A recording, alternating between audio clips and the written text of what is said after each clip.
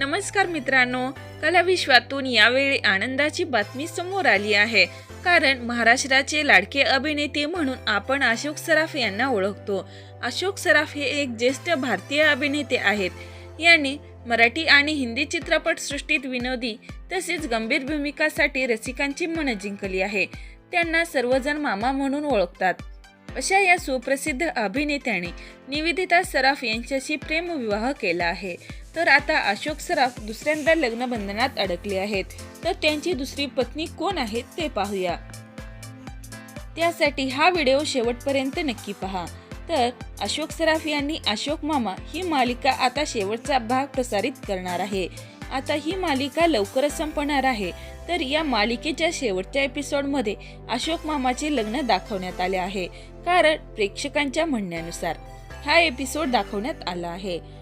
तो अशोक मामाने दुसऱ्यासोबत लग्नगाठ न बांधता चाहत्याच्या म्हणण्यानुसार निवेदिता सराफ यांच्यासोबत दुसऱ्यांदा लग्नगाठ बांधली आहे. या एपिसोडवर काही प्रेक्षक भडकले आहेत, तर काही जण अभिनंदनाचा वर्षाव करत आहेत. तर आता निवेदिता ताई या भैरवीच्या सासू आणि अनिशच्या आई आणि इरा आणि ईशानच्या आजी देखील या मालिकेत झाल्या आहेत.